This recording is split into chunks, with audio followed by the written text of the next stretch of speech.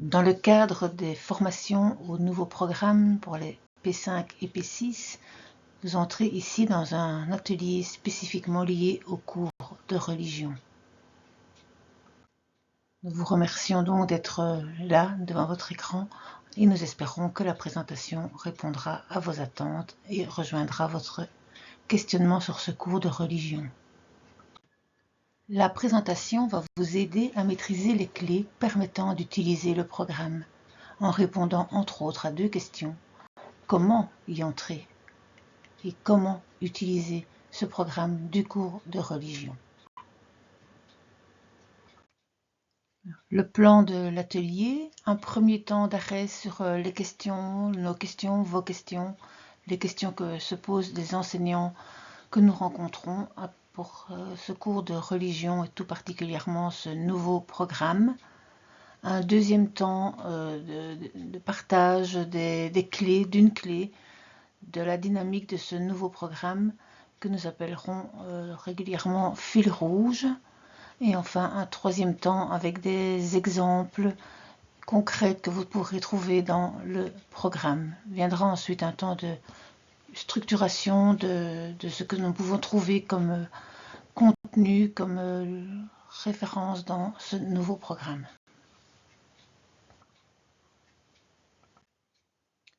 Le premier temps, comme je vous l'annonçais, c'est prendre un temps d'arrêt pour se poser des questions, pour en tous les cas essayer de les formuler, de les rédiger. Je vous propose de prendre un temps d'arrêt, une petite pause dans la présentation pour réfléchir à 1, 2, 3 questions que vous pose le cours de religion. Et comme je vous l'ai déjà dit, tout particulièrement ce nouveau programme. Voilà, vous pouvez activer la touche pause pendant 1 minute et vraiment prendre ce temps de recherche, de réflexion sur les questions qui peut-être vous ont motivé à être ici devant votre écran pour cet atelier de présentation du cours de religion.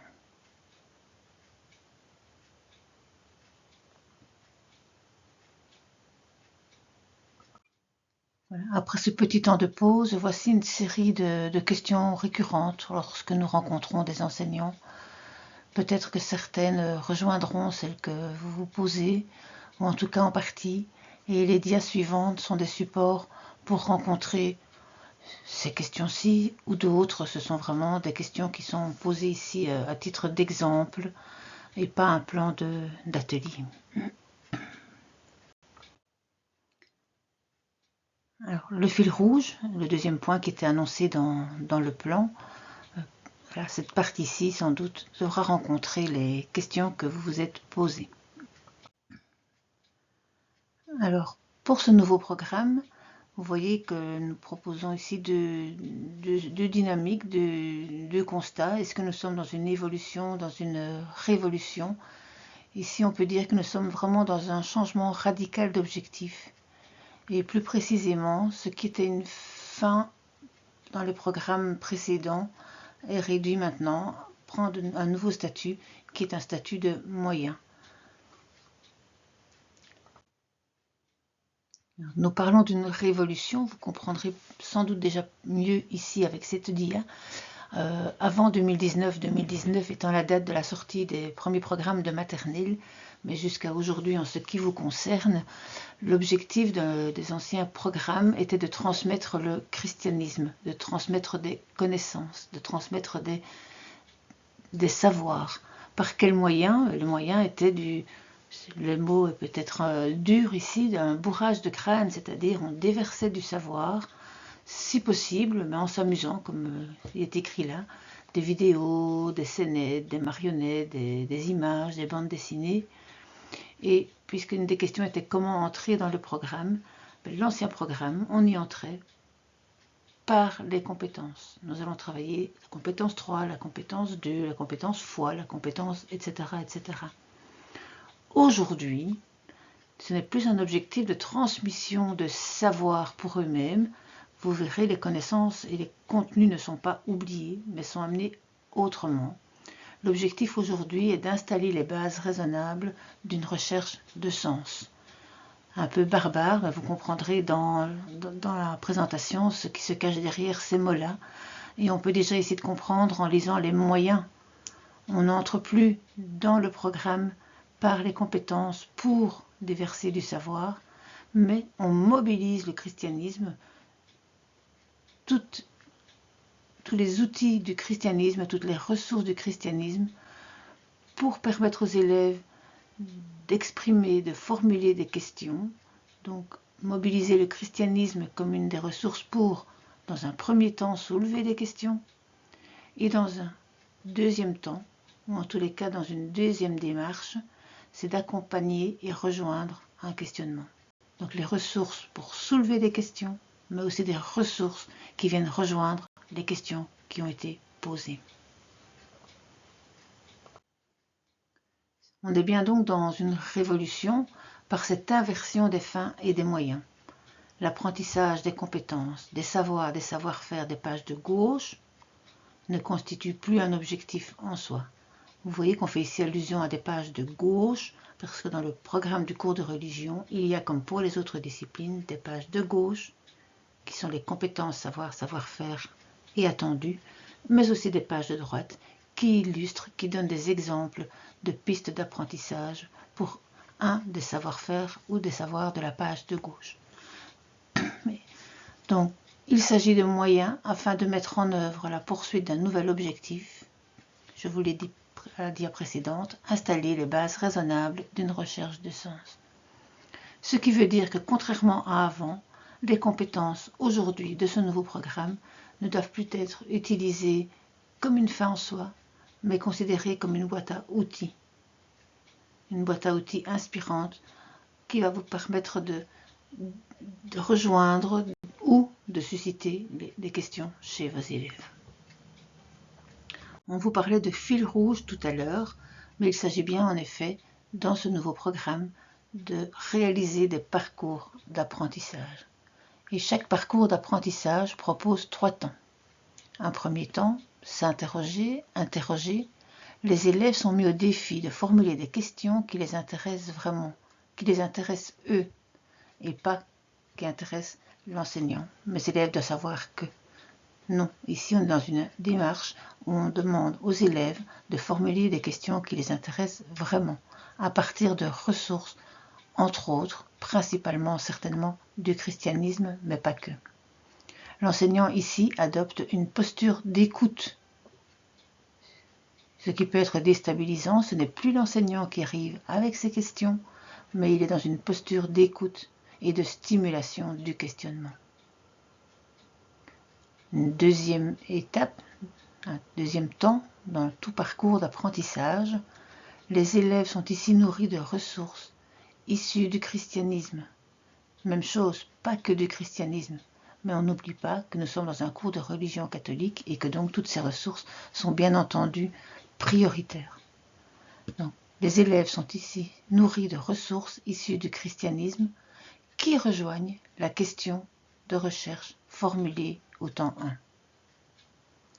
L'enseignant adopte ici une posture de co-chercheur. Il accompagne les élèves dans leur recherche avec les ressources certes que lui a apportées, mais aussi, et quelle richesse, offrir l'opportunité aux élèves d'amener eux aussi les ressources, les connaissances, les expériences que eux connaissent, que eux ont vécu et qui peuvent rejoindre la question formulée. Enfin, un troisième temps, s'approprier et s'exprimer. Les élèves sont ici invités à s'exprimer en jeu sur le parcours effectué, en termes de ressenti. J'ai aimé, je n'ai pas aimé dans le parcours. J'ai découvert que, j'ai appris. Et l'enseignant adopte ici à nouveau, comme dans le premier temps, une posture d'écoute.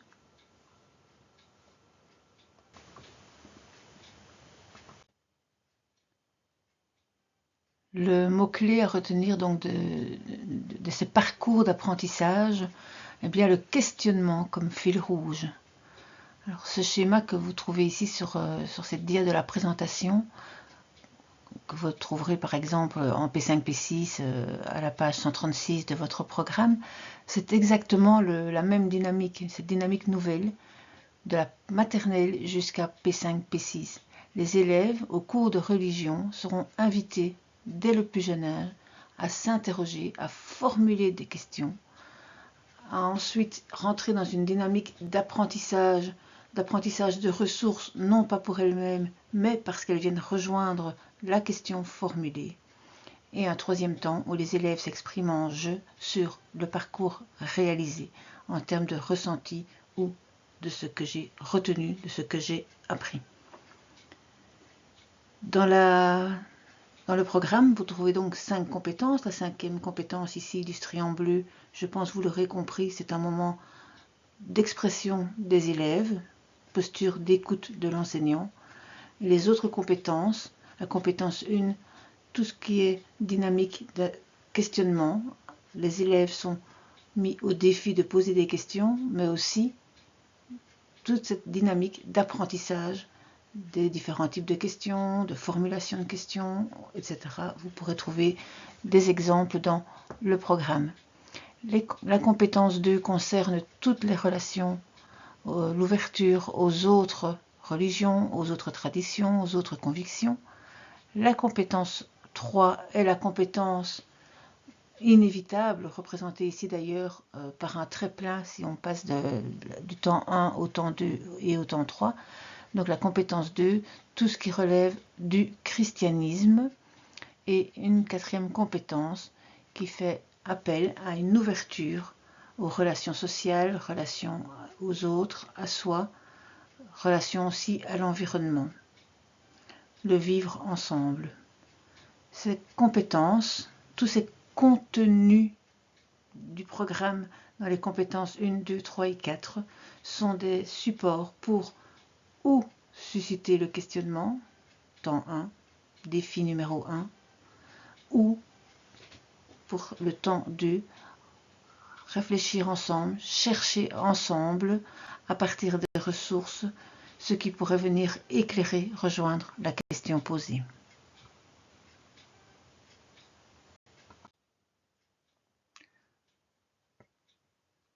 Donc, pour répondre à la question, une des questions de départ, comment utiliser le programme du cours de religion? Eh bien, au final, si on le regarde, si on l'observe, si on feuillette, il a la même forme que les autres programmes, mais une utilisation différente. Avec pour rappel l'objectif d'installer les bases raisonnables d'une recherche de sens. Et comment cela se fait-il? En mobilisant le christianisme comme une des ressources, je dis bien une des ressources, pour, temps 1, soulever des questions, temps 2, accompagner et rejoindre le questionnement formulé.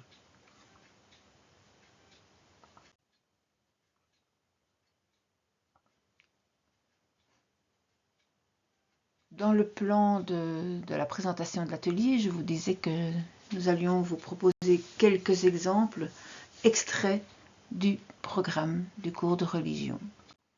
Des exemples d'utilité ou d'utilisation pour relever les 2 défis.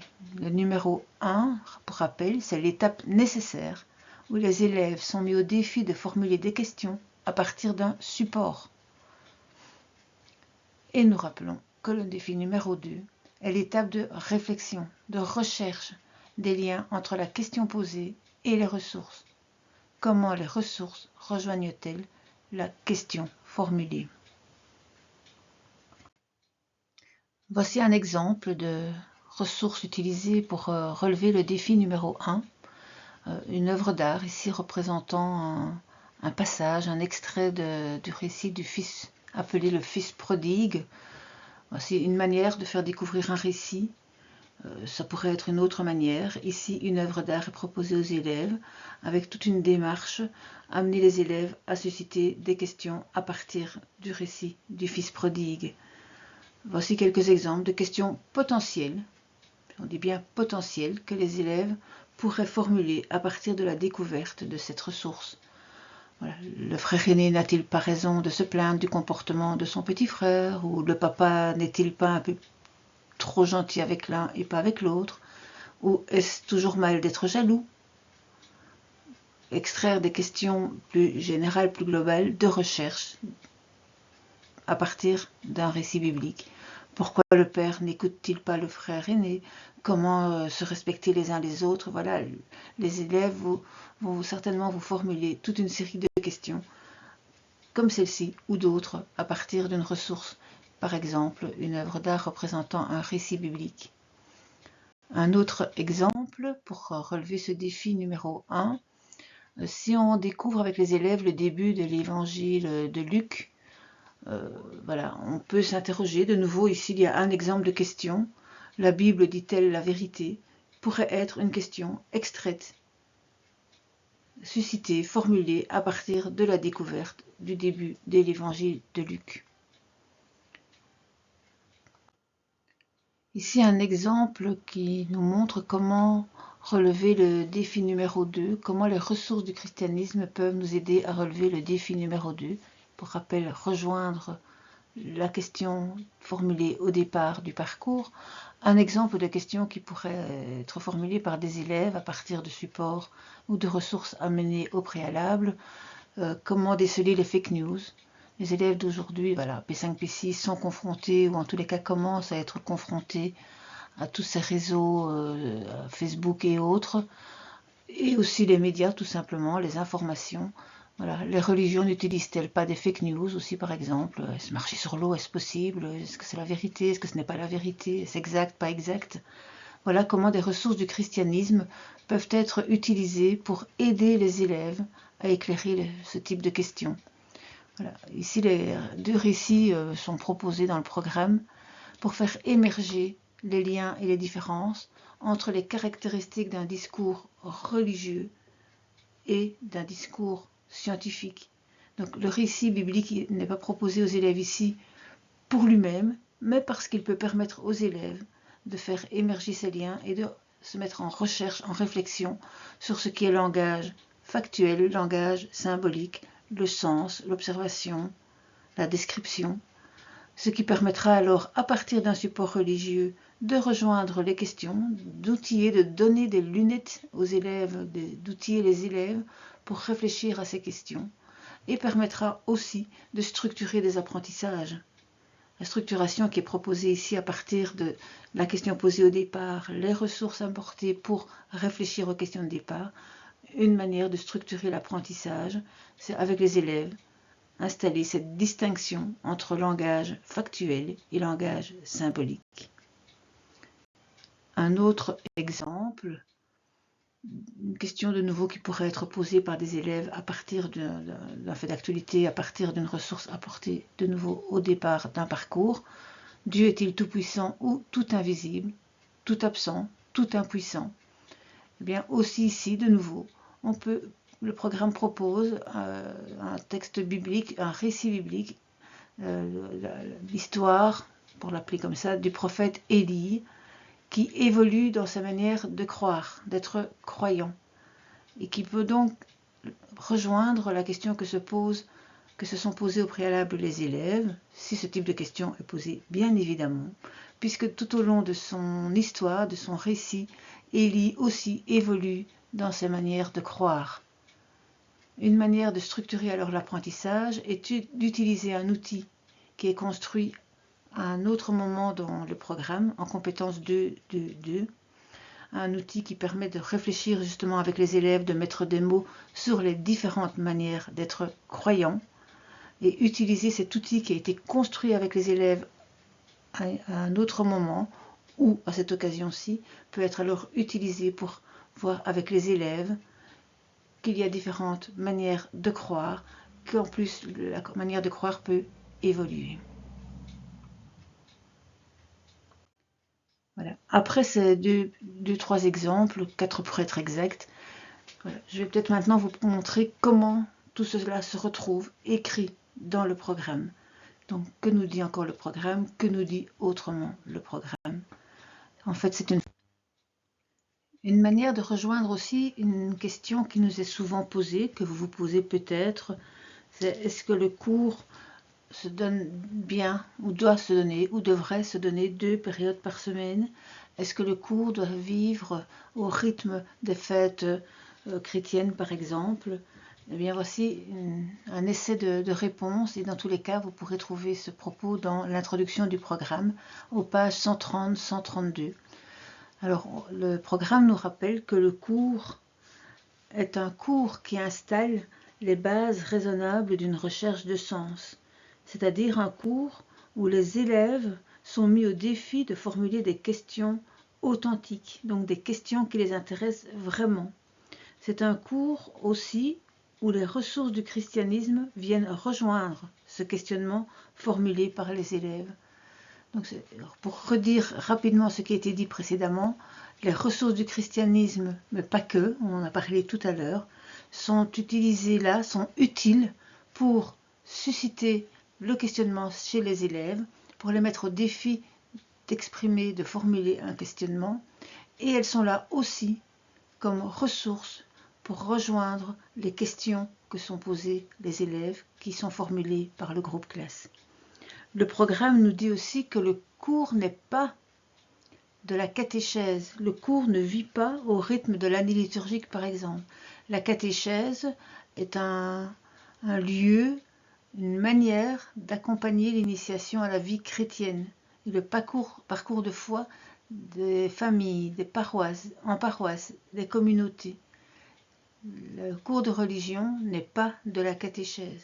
La catéchèse est destinée à des familles chrétiennes ou en tous les cas en cheminement de foi. Le cours de religion, lui, est proposé à tous les élèves dans leur propre recherche de sens. Le cours n'est pas non plus du fait de l'enseignement du fait religieux. L'enseignement du fait religieux se limite à de la transmission de savoir, à de la transmission de connaissances. Le cours de religion, je le répète, intègre les connaissances aussi, mais ne se limite pas à de l'apprentissage de ces connaissances, mais à mettre ces connaissances au service d'eux. Et le cours n'est pas non plus de la pastorale scolaire.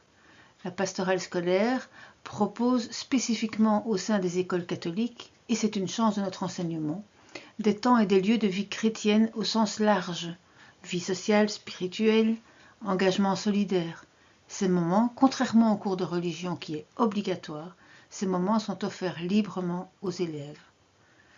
La pastorale ne peut donc pas se confondre avec un cours de religion, dont la finalité et le cadre sont différents.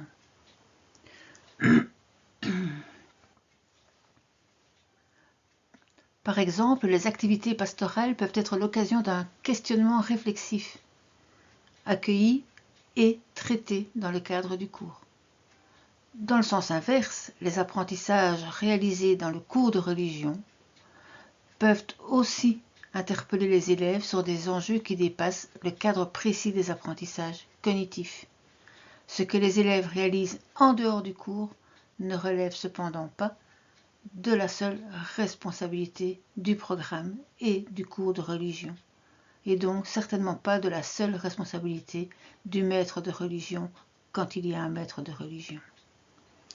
Contrairement au cours qui, lui, est de la responsabilité du maître de religion ou de l'instituteur au moment de son cours de religion à raison de 2 fois 50 minutes par semaine.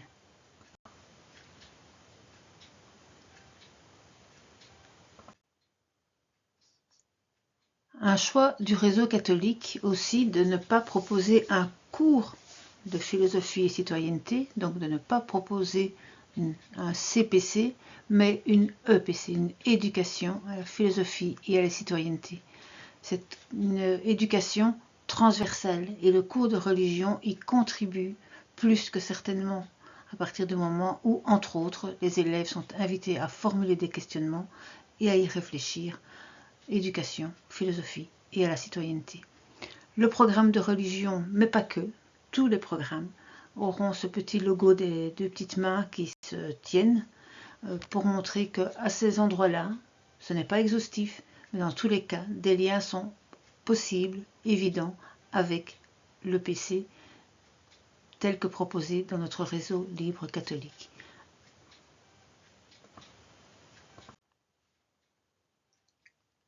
Je vous parlais tout à l'heure dans la présentation de la progression, de la spécificité de ce cours de religion, non pas en termes de dynamique, qui est la même de la maternelle à la 6e primaire, mais en termes de spécificité liée à l'âge. Et commencer à 7-8 ans, la sortie progressive d'une recherche de sens magique et global se consolide en P5, P6. Un enjeu essentiel est d'être maintenu dans le plaisir et l'attrait pour le questionnement, au lieu de se réfugier dans des discours figés et qui risquent donc d'être excluants. L'introduction du programme reprend des propos du pape François en 2019 et je ne relirai que cet extrait-ci. Chers jeunes, faites entendre votre voix. S'ils ne vous écoutent pas, criez encore plus fort, faites du bruit. Vous avez le droit d'avoir votre mot à dire sur ce qui concerne votre avenir. Voilà. Je vous encourage à aller lire cet extrait dans le programme de P5, P6, page 130-131, mais aussi pour ceux qui auraient le volume 6, programme du cours de religion, de la P1 à la P6, à la page 25.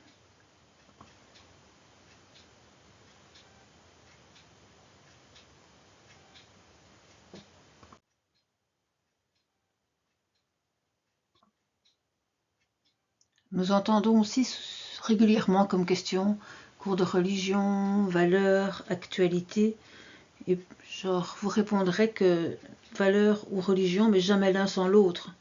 La mission du cours de religion est d'entendre les questions des élèves sur ce qu'ils considèrent important. Autrement dit, ce qui a de la valeur pour eux, et de leur faire construire des outils pour habiter ces questions avec réflexivité. Et le christianisme contribue à offrir ce type d'outils, finalement depuis 2000 ans.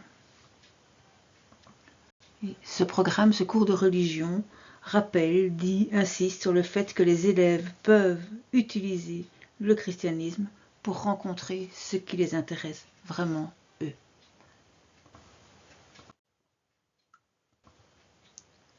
Alors, comment programmer notre année avec ce nouveau programme ? Depuis le début de la présentation, on parle de questionnement, d'expression des élèves sur les questions qui les intéressent. L'idée n'est pas d'attendre qu'une question arrive ou aujourd'hui, j'arrive dans ma classe, de quoi voulez-vous parler aujourd'hui ? Ce serait prendre vraiment une extrême incontrôlable, évidemment, sur ce questionnement. Inversement, si un élève pose une question parce qu'il y a eu un fait d'actualité, parce que, on ne peut pas non plus lui dire « Attends, stop, ça, on le fera, c'est dans mon programme pour le mois de juin ou pour le mois de janvier ». L'idée, elle est de trouver un équilibre entre les deux. C'est enrichir les élèves de supports variés, susceptibles de stimuler un questionnement et d'outils qui permettent de l'approfondir. Donc oui, on apporte des supports pour susciter un questionnement. On ne se limite pas à « de quoi voulez-vous parler aujourd'hui ?» et en même temps, on n'empêche pas les élèves d'exprimer leur questionnement et de rebondir sur leur questionnement pour alors entreprendre une réflexion et des recherches avec eux. À la grosse louche comme ça, on imagine 5-6 parcours complets par an, à voir selon la complexité des parcours, selon l'importance de la question, selon la quantité de ressources que vous pouvez leur apporter.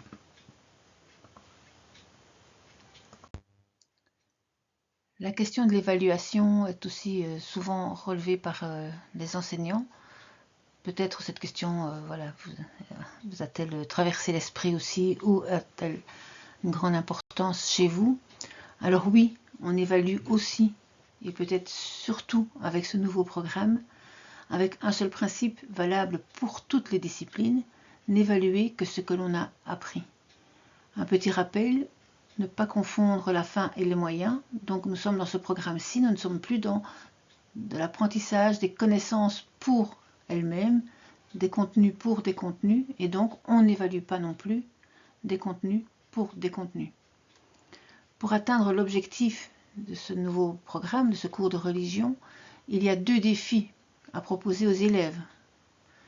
Petit rappel, concrètement, comme nous leur apprenons désormais à observer le monde pour formuler des questions de recherche, comme nous leur apprenons désormais à faire des liens entre des supports, entre autres chrétiens, et des questions de recherche, nous pouvons donc évaluer les capacités des élèves, nous pouvons évaluer les capacités des élèves d'observer le monde pour poser des questions et les capacités des élèves à faire des liens entre des supports et une question.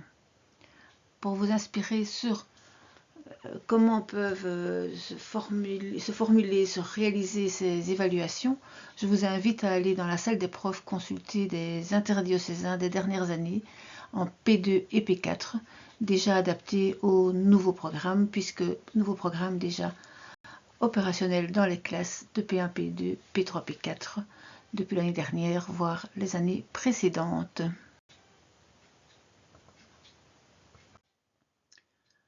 Un rappel du fil rouge que je vous ai présenté tout à l'heure comme page extraite de tous les programmes.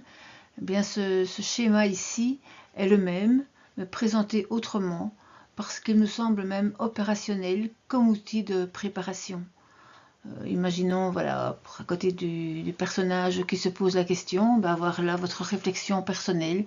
Quelles ressources vais-je apporter à mes élèves pour les mettre au défi de formuler des questionnements, et dans la partie apprendre, tiens, quelles ressources je pourrais leur apporter pour réfléchir à la question, à enrichir leur démarche, leurs outils par rapport à la question posée dans l'étape 1.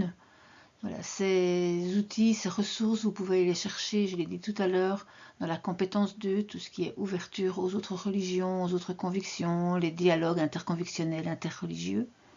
Dans la compétence 3, toutes les ressources liées au christianisme. Et dans la compétence 4, à l'ouverture à la vie sociale, relationnelle, relation et ouverture aussi à l'environnement.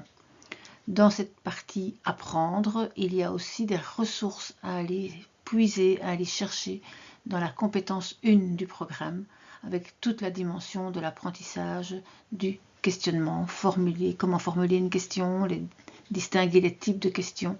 Donc dans cette partie apprendre, il y a des ressources inspirantes dans les compétences 1, 2, 3 et 4 de votre programme. La compétence 5, on l'a dit tout à l'heure, a un statut un peu particulier, puisqu'il n'est plus là en termes ni de questionnement, de formulation d'une question, ni en termes d'apprentissage pour rejoindre la question posée. La dernière étape, le temps 3, est un temps où on permet aux élèves de s'exprimer en jeu. Donc voilà, je répète, ce schéma, ce canevas peut être utilisé comme outil de préparation. Voilà, quel support, quelle démarche, quelle consigne, quelle structuration à chaque moment, à chaque étape, en tous les cas pour l'étape 1 et l'étape 2, l'étape 3 étant un moment particulier, privilégié d'expression des élèves, mais plus d'apprentissage.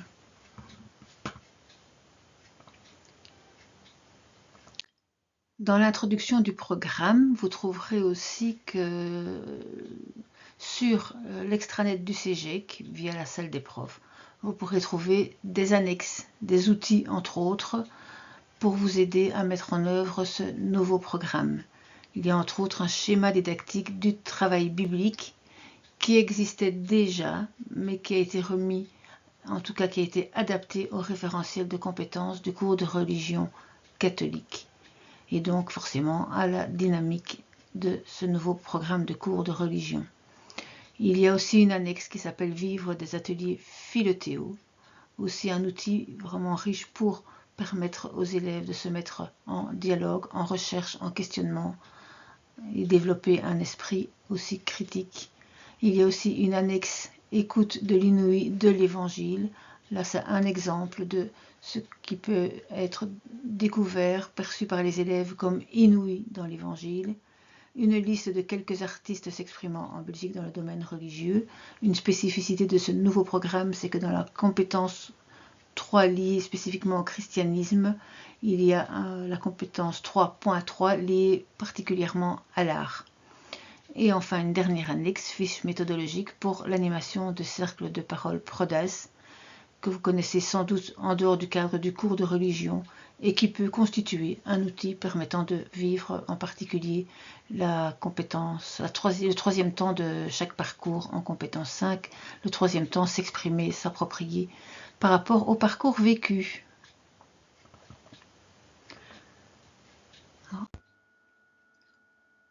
Le cours de religion n'est pas un cours particulier, spécifique dans le sens où, oui, son utilisation est différente des autres disciplines, mais le cours de religion met aussi en œuvre tous ces liens avec ce qu'on appelle les visées transversales que vous trouverez dans vos programmes, des liens aussi avec d'autres éléments transversaux, que ce soit éducation aux médias, éducation relative à l'environnement, EVRAS, etc., PK, l'art aussi, EPC.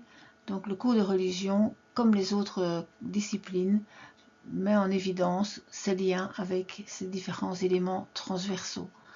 Il y a aussi ce qu'on appelle les croisements disciplinaires. Donc nous sommes au cours de religion, mais un bel exemple dans votre programme de cours de religion. Dans les autres disciplines, elles sont appelées AML. Dans le cours de religion, c'est un exemple d'un parcours d'apprentissage. Programme de P5, P6 aux pages 138 et 139, vous pourrez constater que des liens, des éléments sont mobilisés aussi dans les autres disciplines et qu'il y a donc des croisements entre les différentes disciplines de nos programmes de P5, P6, tous confondus.